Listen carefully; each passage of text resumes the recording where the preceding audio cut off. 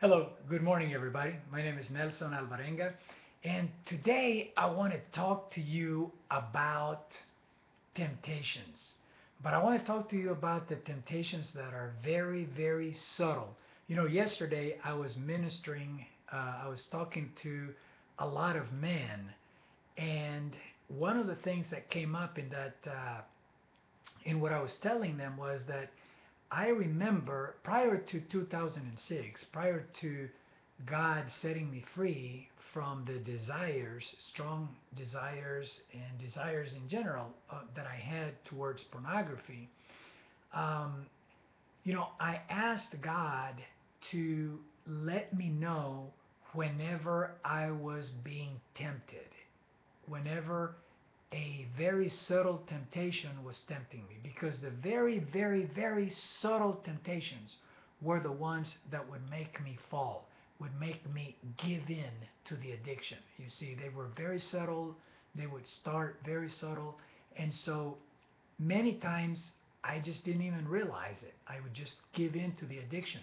But I remember asking God and telling Him, Lord, let me know, make me aware when these very subtle temptations start so that I can pray, and also give me the words to say and the scriptures to say as well, so that I can overcome that temptation. So one of the things that I did was that I wanted to get rid of the temptation at the early stages of the temptation, when it was starting out, at the very beginning, because it was easier. I would pray for a little bit, say some scriptures, and then I would overcome that temptation, you see, and that was wonderful.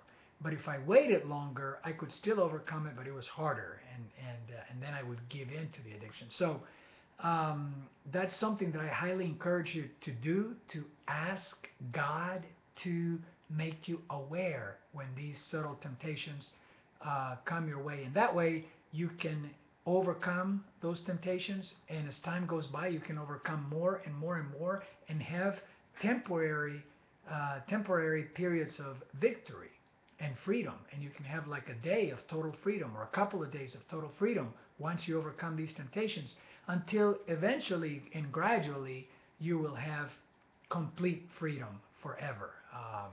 And that's really the goal. I truly believe that that's what God wants for you to be free completely from any addiction for the rest of your life, to the point that it's disgusting to you, and it just makes you nauseous. You just don't, you hate it, as it says in Proverbs 8:11, that the fear of the Lord is to hate evil.